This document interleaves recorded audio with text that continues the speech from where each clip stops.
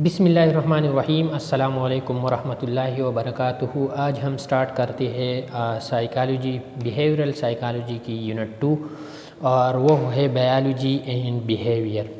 तो सबसे पहले अगर हम ये यूनिट जो है स्टडी करते हैं तो इस दो टर्म जो है वो ज़रूर याद रखना है। एक है नेचर और दूसरा है नर्चर। एक है नेचर और दूसरा है नर्चर। तो नेचर क्या है और नर्चर क्या है? तो नेचर का मतलब है कुदरत, जो चीज़ें अल्लाह ताला पैदा करते और इंसान में इसमें कोई चेंजेस नहीं करा सकती तो उसको कहते हैं नेचर। और नर्चर बाद में इसमें थोड़ा बहुत चेंजेस हो सकती है तो उसको कहते हैं नेचर। तो नेचर में हमारे पास क्या होती है? नेचर हमारे पास होती है जेनेटिक। क्या है? जेनेटिक्स। ह्यूमन की जो जेनेटिक्स है ये हमारे पास क्या है? नेचर है। और नर्चर जिसमें थोड़ा बहुत ह्यूमन चेंजेस करा सकते हैं वो है एनवायरनमेंट। ये क्या है?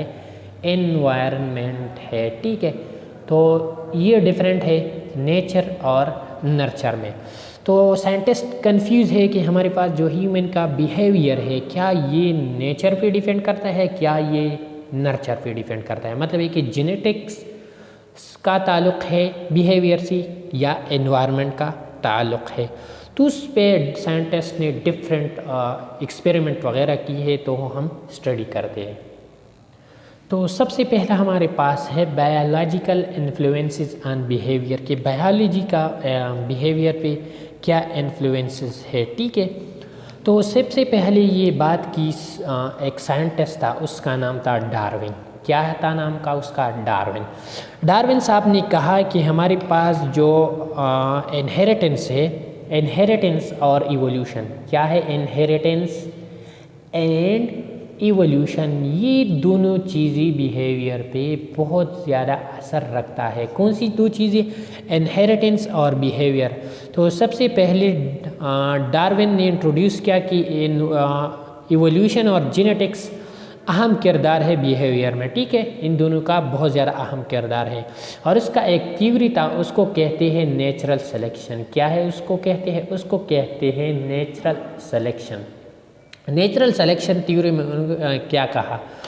उन्होंने कहा कि ये जो बिहेवियर पैटर्न है, क्या है हमारे पास? ये जो बिहेवियर पैटर्न है, बिहेवियर पैटर्न उसको कहते हैं जो हमारा बिहेवियर है, वॉकिंग, टॉकिंग या मूवमेंट वगैरह, तो उसको बिहेवियर कहते हैं। और उसका नेचुरल सिलेक्शन थ्योरी कहता है कि ये जो बिहेवियर पैटर्न है ये पास होता है। क्या होता है? पास होता है from parents to offspring, parents से ऑफस्प्रिंग में पास होता है। लेकिन इसके उन्होंने एक और बात भी की है कि जो करेक्टर हमारे पास जो अच्छा करेक्टर हो, लाइक सर्वाइवल करेक्टर, क्या जो एनवायरनमेंट में सर्वाइवल करते हैं तो ये क्या होती है? पास होती है, मोस्ट लाइकली पास। ठीक है, और जो डेंजरस है, जो ख़तरनाक है एनवायरनमेंट में, ये ख़तरनाक है तो ये कैन नॉट पास, वो फिर पास नहीं होता। ठीक है, तो ये दो बातें उन्होंने की नेचुरल सिलेक्शन में कि हमारे पास जो बिहेवियर पैटर्न है ये पास होती है दूसरी जनरेशन को, लेकिन सर्वाइवल बिहेवियर लाइकली पास होता है और जो डेंजरस बिहेवियर है वो पास नहीं होता। मतलब ये कि ज़्यादातर पास नहीं होता। तो ये थी हमारे पास डार्विन की थ्योरी। और उन्होंने एक और बात ये की है कि इनहेरिटेंस और इवोल्यूशन का बहुत बड़ा किरदार है बिहेवियर में। इसके साथ साथ बायोलॉजिकल साइंटिस्ट ने कहा कि मटेरियलिज्म एक वर्ड है। मटेरियलिज्म का मतलब है कि फिजिकल स्ट्रक्चर। क्या है? Physical structure.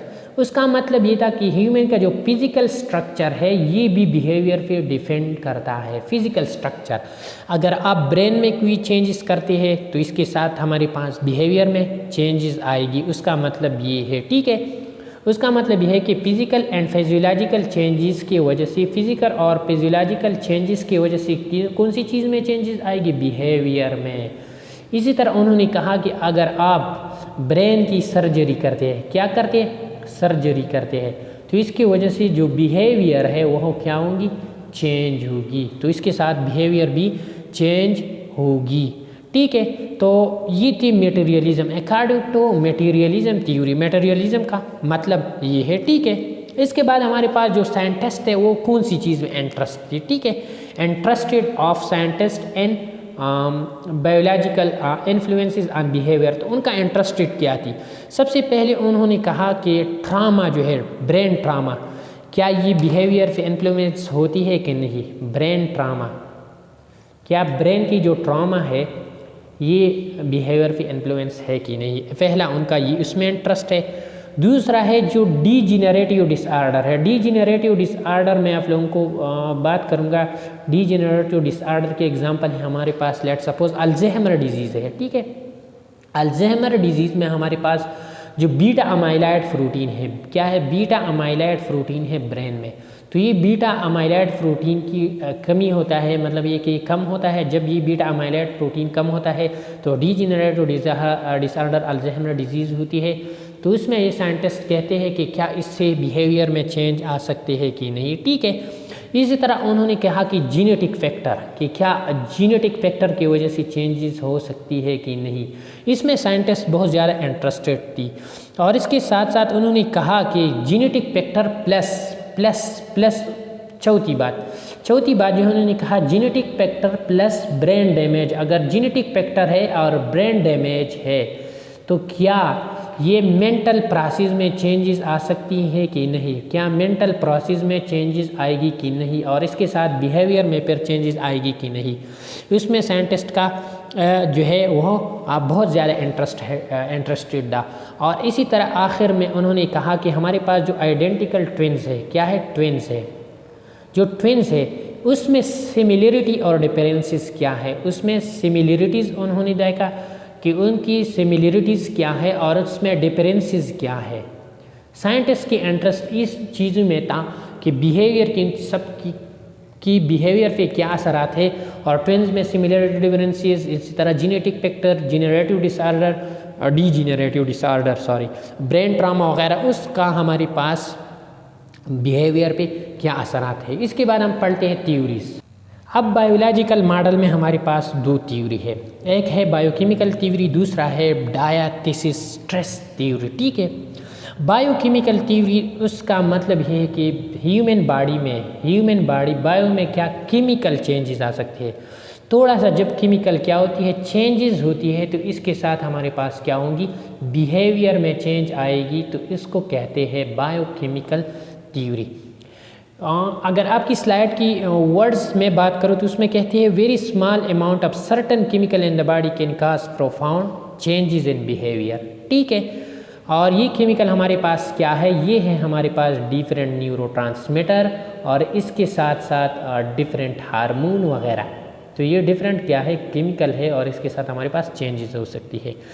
Diathesis stress theory में तो उसका मतलब है कि दो चीज़ उसमें इन्वॉल्व होती है, एक है जीनेटिक्स, क्या जीन इन्वॉल्व है उसमें, और दूसरा है प्लस स्ट्रेसफुल एनवायरनमेंट। जब स्ट्रेसफुल एनवायरनमेंट आता है और जीन, ये दोनों हमारे पास जो बिहेवियर है उसमें बहुत ज़्यादा बड़ा रोल जो है प्ले करता है। तो उसको कहते हैं डायथेसिस स्ट्रेस थ्योरी, और ये थी बायोकेमिकल थ्योरी। तो उसमें जो बायोकेमिकल थी उसमें दो चीज़ें थी, एक थी न्यूरोट्रांसमीटर। तो हम न्यूरोट्रांसमीटर और हार्मोन के बारे में थोड़ा सा बात करते हैं। तो न्यूरोट्रांसमीटर हमारे पास क्या है, न्यूरोट्रांसमीटर हमारे पास स्पेशल केमिकल है जो हमारे पास ब्रेन में और डिफरेंट न्यूरॉन में जो है ये रिलीज़ होता है। ये कैसा रिलीज़ होता है, मैं एग्जांपल देता हूँ। ये डिफरेंट दो न्यूरॉन है, ये एक न्यूरॉन है, ये दो न्यूरॉन। इस जगह पे क्या रिलीज़ होता है, ये न्यूरोट्रांसमीटर, और उसको कहते हैं साइनेप्स। उसको क्या कहते हैं, साइनेप्सिस कहते हैं। और ये जो रिलीज़ होते हैं ये न्यूरोट्रांसमीटर, और ये सबसे पहले 1920 में सबसे पहले जो है न्यूरोट्रांसमीटर डिस्कवर हो गया, ठीक है। 1920 में ये डिस्कवर हो गया, और फिर 1950 में पता चला कि ये साइकोलॉजिकल डिसऑर्डर, जो साइकोलॉजिकल ब्रेन के साथ जो डिसऑर्डर है उसमें इस जो न्यूरोट्रांसमीटर में है उसका किरदार है। और अब तक जो है 50 डिफरेंट टाइप्स ऑफ न्यूरोट्रांसमीटर जो है डिस्कवर हुआ है, 50 डिफरेंट टाइप्स, ठीक है। तो ये थी हमारे पास डिफरेंट न्यूरोट्रांसमीटर के हवाले से। अगर हमारी इंसान की बॉडी में बात करें तो उसमें कौन कौन सी न्यूरोट्रांसमीटर जो है वो जनरली हम स्टडी करते हैं। सबसे पहले है एसिटाइलकोलिन। तो एसिटाइलकोलिन हमारे पास लर्निंग में बहुत ज़्यादा आम साबित होता है, और स्पेशल जो इसका काम है उसका काम है मसल कंट्रोल, ये ऑलरेडी हमने पढ़ा। इसी तरह डोपामिन, ये पिछले चैप्टर में हमने पढ़ा है। डोपामिन हमारे पास ब्रेन में D2 रिसेप्टर है उसकी, और D1 रिसेप्टर है। स्पेशली हमारे पास मेनिया, बाइपोलर डिसऑर्डर और इसी तरह साइकोटिक जो प्रॉब्लम होती है ये ज़्यादातर हमारे पास डोपामिन की वजह से होती है, ठीक है। शिज़ोफ्रेनिया हमारे पास जो मेन डिजीज़ है ये डोपामिन की वजह से होती है। इसी तरह हमारे पास एपिनेफ्रिन, ये तो ऑलरेडी ये हम पढ़ते हैं कि एपिनेफ्रिन हमारे पास हमेशा स्ट्रेस कंडीशन में रिलीज़ होता है। जब भी स्ट्रेस होती है या इमोशन वगैरह उसमें एपिनेफ्रिन रिलीज़ होती है। इसी तरह हमारे पास गाबा न्यूरोट्रांसमीटर है। तो गाबा हमारे पास गामा अमाइनो ब्यूटारिक एसिड, तो ये स्पेशली हमारे पास जब एंजाइटी होती है तो उसमें ये बड़ा किरदार अदा करती है।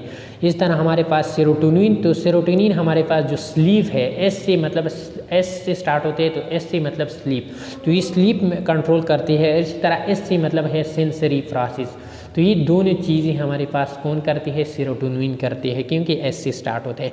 इस तरह ग्लूटामेट, तो ग्लूटामेट इतना बड़ा काम उसका नहीं है, लेकिन हमारे पास जो एंजाइटी है और मूड, उन दोनों में बहुत बड़ा किरदार अदा करते हैं।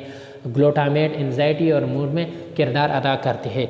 तो ये है हमारे पास डिफरेंट न्यूरोट्रांसमीटर। अब हमारे पास हार्मोन में हमारे पास एंडोक्राइन ग्लैंड से डिफरेंट हार्मोन रिलीज़ होता है, और उसका स्पेशल काम होता है हर एक हार्मोन की। लेट सपोज अगर हम बात करेंगे अबाउट हार्मोन, थायराइड हार्मोन की, क्या है थायराइड ग्लैंड हमारे पास सिक्रीट करता है थायरॉक्सिन, और उसका मेटाबॉलिज्म में बहुत बड़ा रूल है, बड़ा किरदार है।